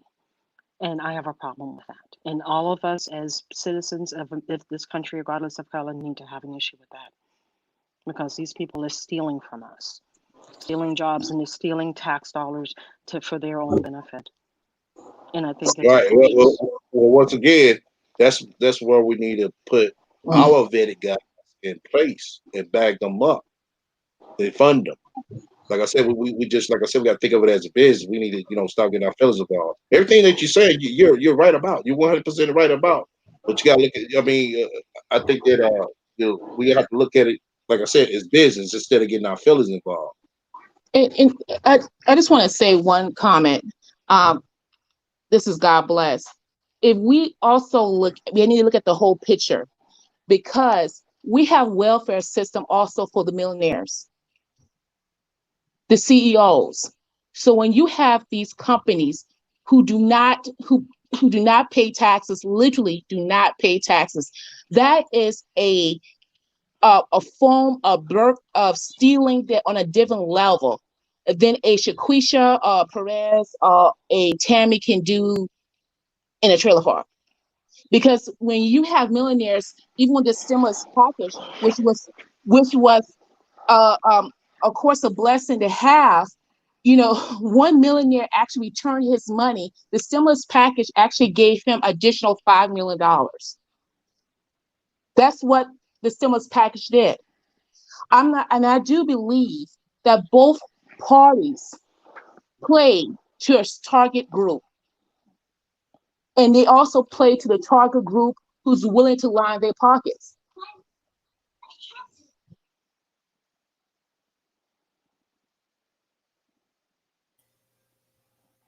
Could you say that last part again about the fact that you said the stimulus check gave an extra what now? Say that again. The stimulus check gave the $1,200, of course, plus the $500 per child, but Right. it also was a part of the stimulus check that gave a large tax break, a large funding to certain people who's in a certain bracket. In other words, translation, the millionaires, Mm-hmm. the 5%, the 1%, okay, within our country. To a point, it was actually on TV. One of the millionaires who got a $5 million benefit returned the funds because he was already wealthy. So what I was saying is that sometimes when people give you, if you don't have anything and somebody give you $5, you think you have overcome. Right. You Right. rich, because you don't know any better that he's actually keeping the $5,000 in his pocket. He just gave you $5 Well, yeah, I definitely. to make it happen. What was the amount that they said had been allotted for this whole stimulus thing? It was like $2 trillion or some shit, It right? was $2 trillion. Yeah. It was $2 trillion. It was a big amount. It was $2 trillion dollars, and I don't think that we're going to have another stimulus package that's going to give us 2,000. I know they was pushing that. You heard some rumors about that in the media, but I think that is very important when we look at the whole picture. When we just see the $1,200 or the $500, and then we don't understand that rent has not, in many states, rent is not froze. They don't have rent freeze. The rent they definitely don't. in the back. So you're thinking that the $1,200 is going to save you, but that's not the case. Well, what puzzled me was, and if I got the information wrong, then y'all tell me. Initially, when they first started talking about the whole $2 trillion and they're waiting for the bill to be passed for it and all that, that's all they said. It was $2 trillion. Everybody's gonna get $1,200, an extra $500 per child. Soon as the goddamn bill was passed, all of a sudden it was okay. Well, look, you're gonna get the $1,200 unless yada yada yada. You're gonna get the $500 for each child unless. It was like, damn, where all the stipulations come from now all of a sudden. But I do think that there's gonna be another stimulus check. I think it will be. I think that at this point you're gonna have to. Plus, by them giving that money, that's gonna help the economy too, though, because them people that's gonna get that money, some of them they ain't gonna do the right thing. They're gonna go out and buy some shit. You know what I'm saying? So I think it's a plan. It's a plan to, like, we're gonna give you the money, but then we're gonna get the money back, and it's gonna roll right back around. So everything I think is plotted. I think there's an agenda with everything. I don't think that they're gonna just give us anything without knowing that we'll get this money back. And then, like you say, with the millionaires, they're able to get these tax breaks and all of that. Everything is planned. Everything was planned for this money. I still ain't received mine yet. I'm supposed to receive it whenever it comes. It comes, but I do think they're gonna go ahead and give us a little bit more money. But they're talking about it could possibly be retroactive. I think that's the word, for the rest of the year. I don't believe that, but I think there may be one more payment. But all this $2,000 per person and then $2,000 per child, that's a lot of up to 3 children, if I'm not mistaken. That's a lot of money. Yeah, I think they're stating that, but like you said, Chris, like, I don't think that's going to get passed, to be honest. I think if it get passed, it'll be reduced. I don't think it'll be 2,000. You don't think so? Hell no. I mean, I can see maybe giving another 1,200 again, and then with the 500 per child. But talking about giving damn near $8,000 a household, Yeah, 10,000 separately. Yeah, I mean, I think they'll give something though. You know, they already given the pandemic unemployment. They already given that. Then they're giving you a little extra money on top of that. So, you know, I just feel like we shouldn't get comfortable with anything. But I also feel as though I don't think this shit is over. I think this thing is gonna come back even bigger than what we would have ever known. Well, you know what, Chris? What I think is also interesting, when a lot of the states was reopened up, they opened up of course, the grocery store stay open because it's essential. So a lot of I want to say low wage jobs, but a lot of jobs that pay low wages, that comprise of browns and blacks, they will open up. But you know what facility that they delay opening up? And I want you to guess. What's that? The golf course. Oh yeah, I noticed that. You see, that's why I always say this. It's an agenda.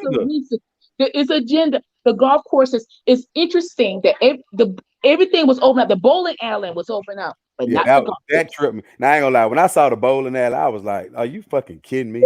The bowl, like, who the fuck? When they were sitting there trying to decide, all right, look, we're gonna open up goddamn tattoo parlors. Goddamn gyms gonna open. You need to open up the bowling alley. You know, niggas be bowling. Like, that's what this, to me, that's what it seemed like the conversation probably went like. Yes, and we also look at this, you know, we also know the fact that majority of fatalities of the coronavirus are African Americans, because a lot of us live together in closed spaces and are African Americans. So I tell people all the time, I understand if you have to work. Listen, Chris, you know, we got families, we have to take care of each other. But if you can stay in, stay in. Don't believe the hype that people tell you, go out there, go to the mall, go ahead and party. But when you're in ICU and they have that last ventilator, I hope you get it. Well, that's what I've been telling people. You know, again, I'm pretty sure everybody that's in this stream right now, ain't but 15 people in here, but I'm pretty sure everybody that's listening and also commenting, I think everybody should know by now that I had the coronavirus. So I know how the shit feel. And I know what it feel like to be laying up in that hospital bed with this damn oxygen going up your nose, not knowing if you're gonna live or die. I know what it feel like. And for that reason, I'm kind of glad that my places of business haven't opened back up yet. They're supposed to open up next week. They are?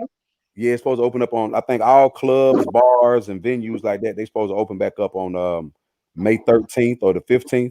I'm gonna go back to work. And I know, like, all my guys, they ready to go to work. All my employees, they ready to go back to work. So they have families to support. Right. And I'm ready to go back to work. You know what I'm saying? But it's like, hey, you're gonna have to still be cautious. But I just you know, our virus stats have went up tremendously already since they reopened Georgia on April 24th. But I personally feel like once they do the clubs and all that stuff open back up, it's gonna get worse. Well, Chris, I just want you to look at. Oh, I'm sorry, I interrupted somebody. No, I was just going to bring up a point. Two things. Well, I mean, and I am, like y'all know, I'm a, registered nurse and I am a clinician and I've been studying those numbers.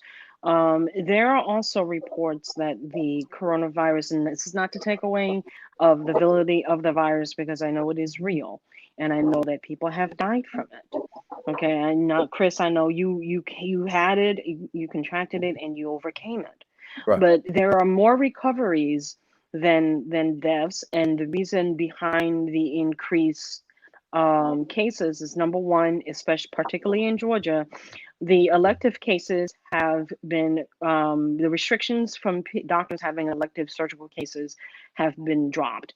Since that time, as a precaution, they have been testing more people for the coronavirus. And if those individuals test positive, those automatically are going to go get into the pool of positive patients for COVID. Mhm. So that's part of where the numbers are coming from. And number two, there is increased testing. So those that were previously quarantined, when there was no testing going on, or very limited testing, they're allowing any and everybody who has doesn't even asymptomatic or doesn't have symptoms and never presented with symptoms are being tested and they are showing up positive. The question that we need to ask is whether or not if we were previously diagnosed with, we were not previously diagnosed with coronavirus and we had symptoms of coronavirus, if the test will show a false positive because you have antibodies. Now, this is the conversation that people aren't having.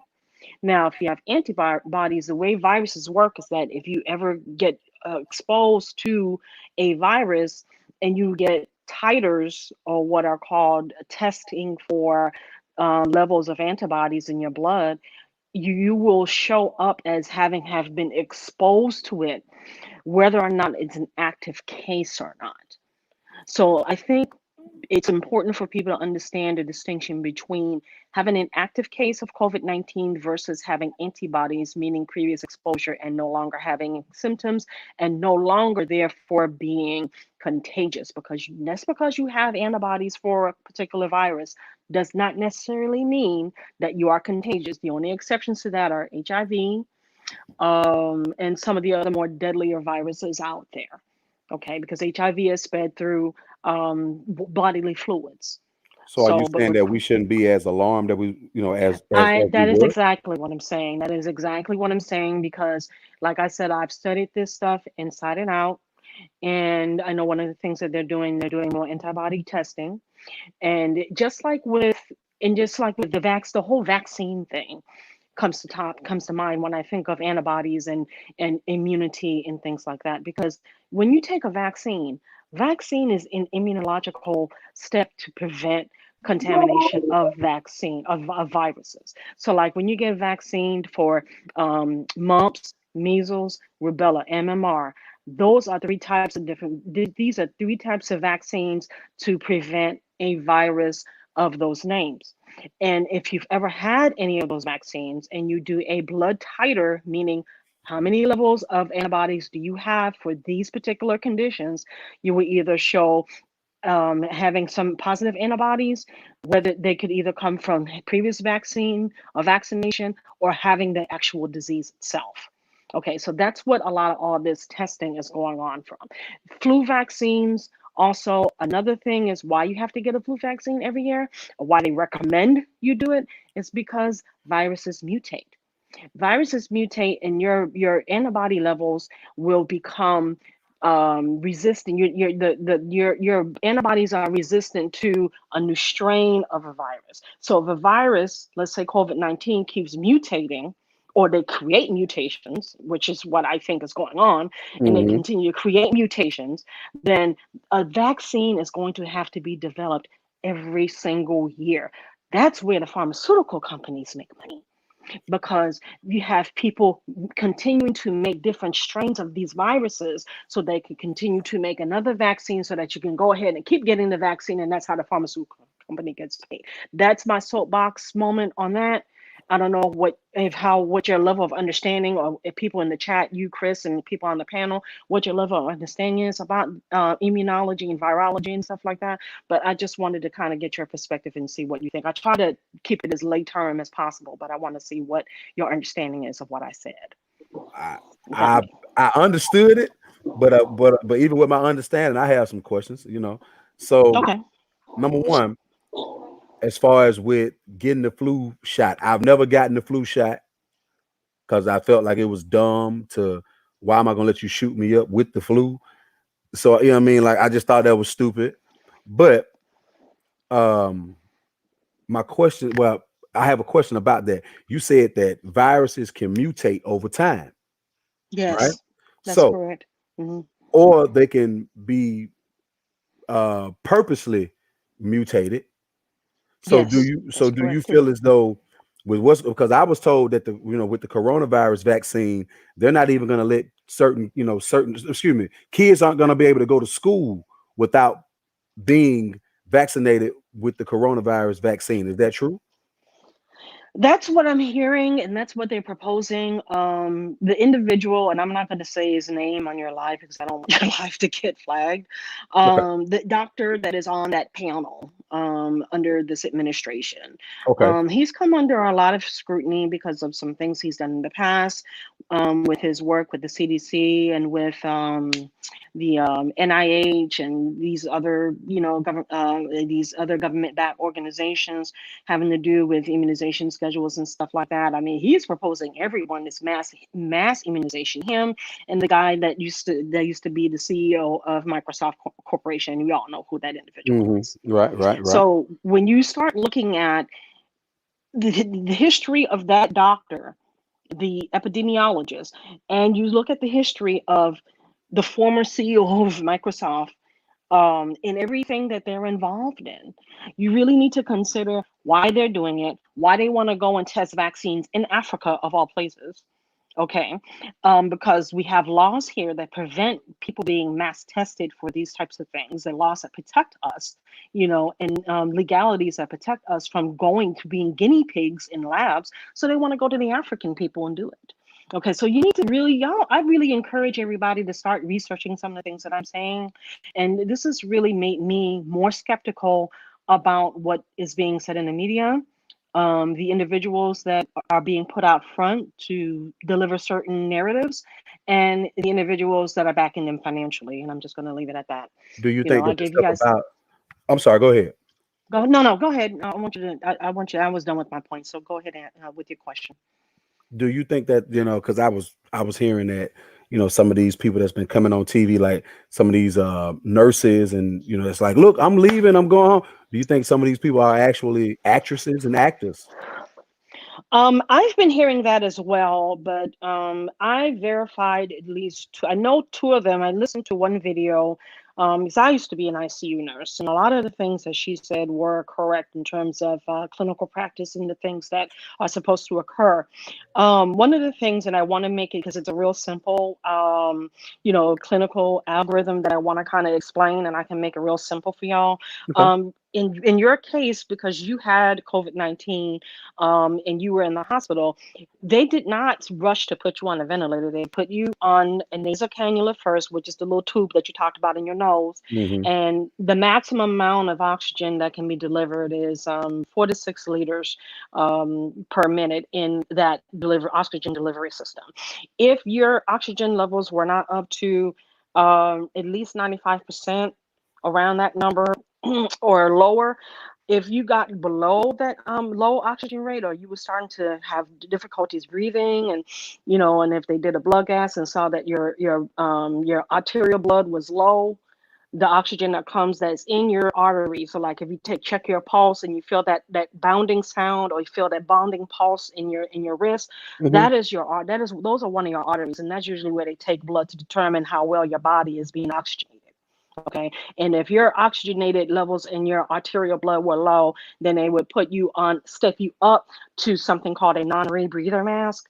The non-rebreather mask is going to deliver higher levels of oxygen without, in a delivery system, per minute. And it's going to go up to percentages. And then they go to like a BiPAP. BiPAP system is another thing that goes up. It's an even bigger and more complex oxygen delivery system. And then if they still check your oxygen levels and you're still not responding to that advanced delivery of oxygen, Then they're supposed to put you on a vent. Now it's being alleged that in some of these facilities, particularly in New York City, that they are immediately putting you on a ventilator. Now, let me tell you what happens when you put someone on a ventilator that is breathing on their own and is not, compromised or having difficulty oxygenating their cells. Lungs can become damaged. They can have lung collapse. I mean, Wow. they can get and worsen pneumonia. Just so many different complications that can come up with that. And one of the other things that was mentioned by one of the nurses is that they weren't administering blood.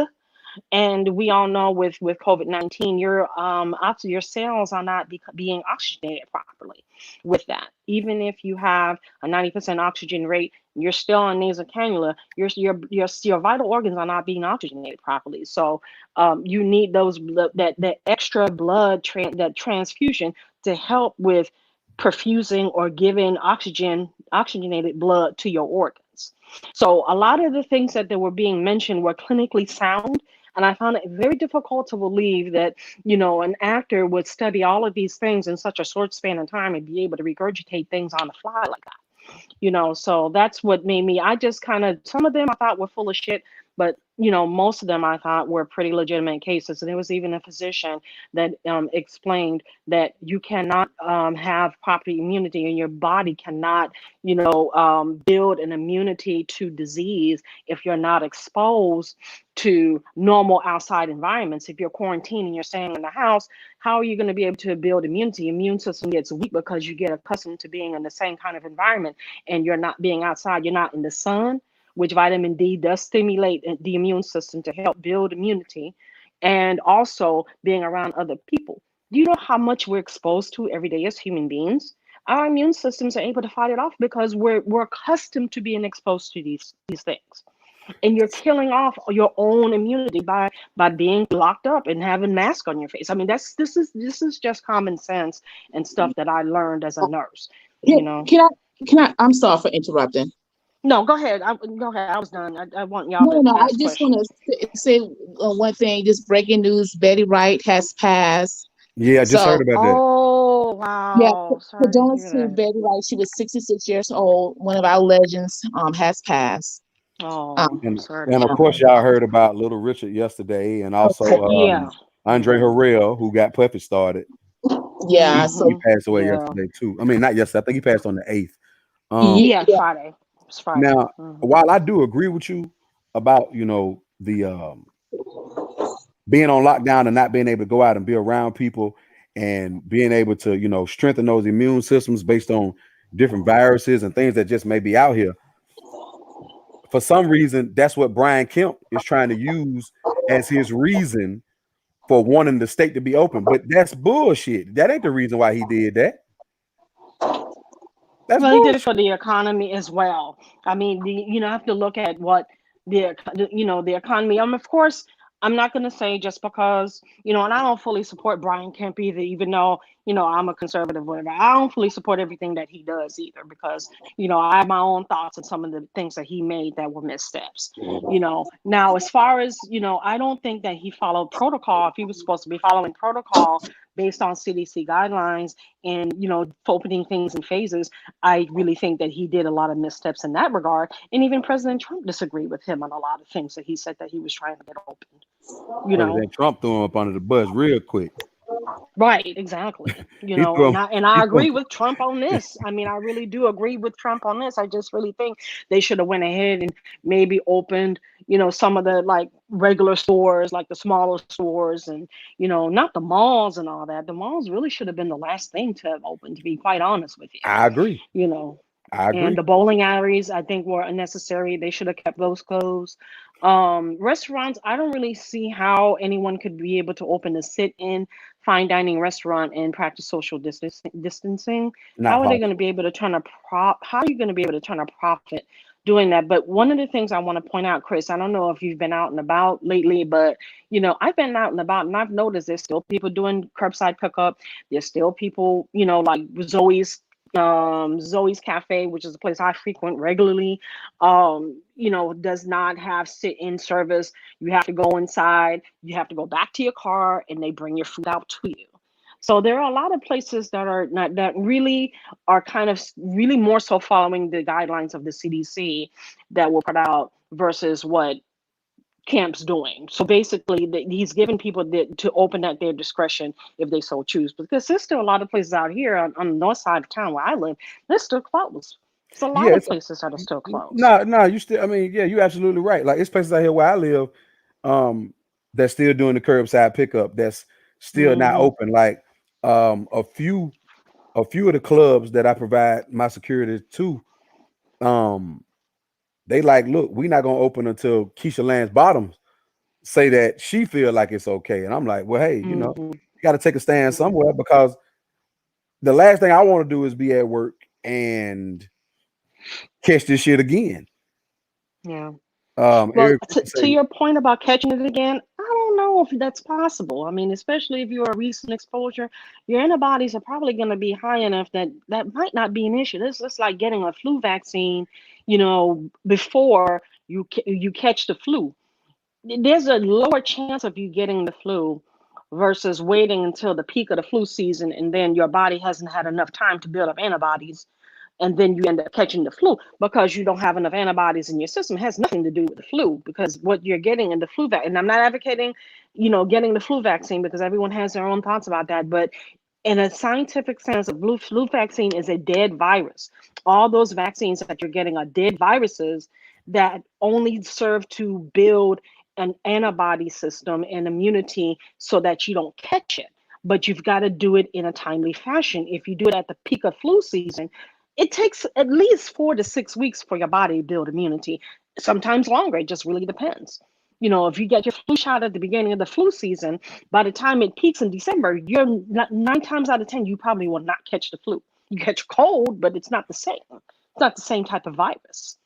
Okay, but when you're looking at taking a flu shot in December, right in the middle of when it's peaking, and everybody's getting sick and coughing and hacking, then 9 times out of 10 you will catch the flu because you don't have the antibodies built up in you and for a long enough period of time in order to be immune to it. So, Chris, I really don't think you have anything to worry about. That's my point that I'm trying to make. May I say this one comment about just one comment just to add to the conversation? I want. Sure. When it comes to this virus, I really want everyone to listen to their own bodies and not to always automatically follow what someone, I don't care if that's your representative tells you.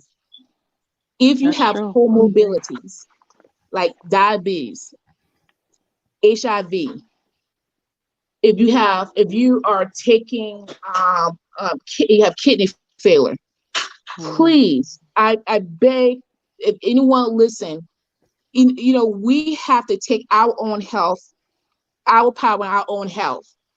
Wear masks, social distance, because a lot of us are taking care of our elderly parents who also are immunocompromised. So if you can't think of yourself, please think of others. If you have a child, if you have someone who have asthma, you may be asymptomatic, but you can hurt somebody else.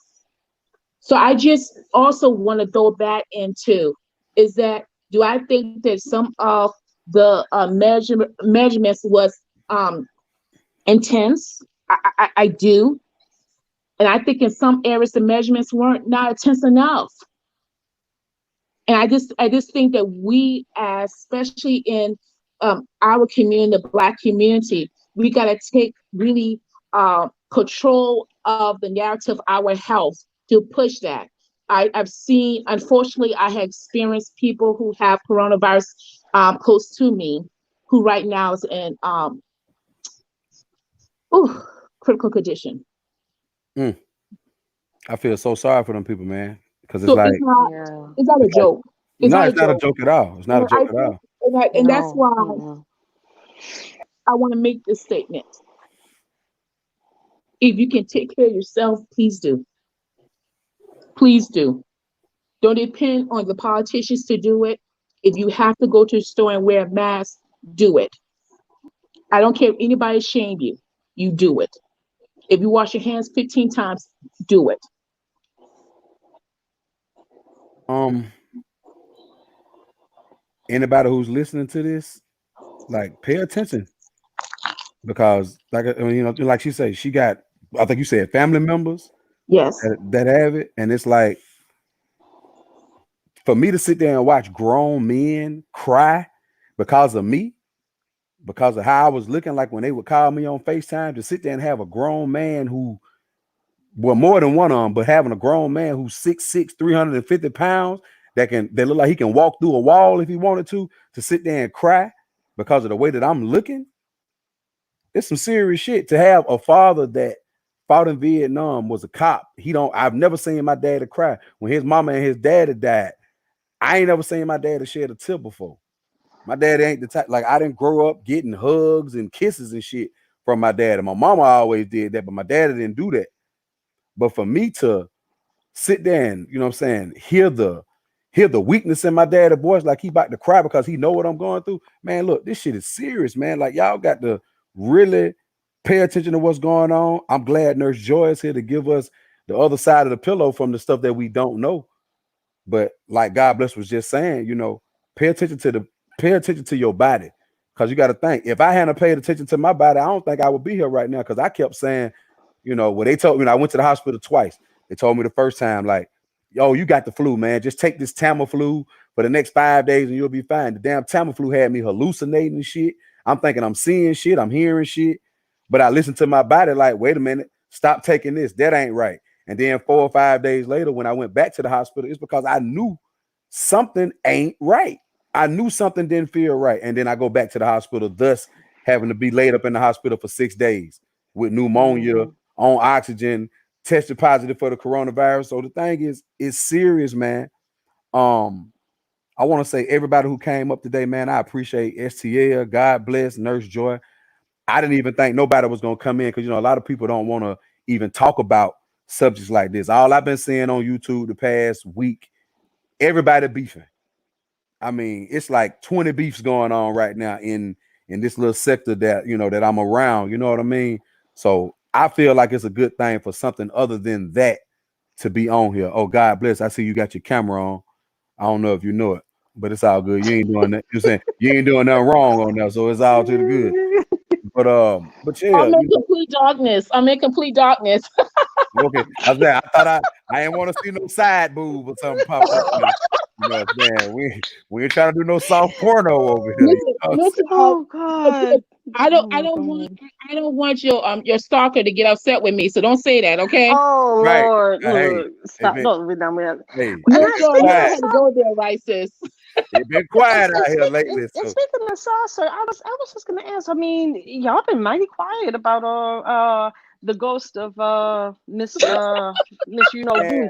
I'm gonna tell you, like, this is how I feel. This is how I feel about it. We covered the shit. Goddamn, you know what I'm saying? I felt like, look, if she gone, she gone. She quiet. All is right. You know what I'm saying? So fuck it. If she ain't talking, we ain't talking. That's how I feel. Like, Go to the red day. Oh my God, that is funny. Right now, hey, let her keep riding. Right. You know what I'm saying? If I just feel like if she gone, she gone. All right, have a good one. And I mean, I'm just saying. I mean, you know what I'm saying? Like so we got Mona Simone the Brain. She in the chat, you know what I'm saying? And you see what she say? Yeah, we ain't finna keep beating a dead horse. Like, you know what I'm saying? Mona, you shouldn't use that word, a dead horse. You shouldn't use that. It should have been, we ain't finna keep beating a dead rat. No, I'm just playing. I'm just playing. I'm just playing. But I'm just saying, at the end of the day, it's like, hey, everything is quiet, we chilling, but what's crazy is that soon as that shit was over, look how many other beefs going on. When I say it's so many beefs going on right now, I don't even know what else. I'm not hip, so y'all might have to tell me. I don't know either. I mean, I don't want to call no names. You know how hey, You don't really speak on nobody else beef. That's kind of how I like to play it.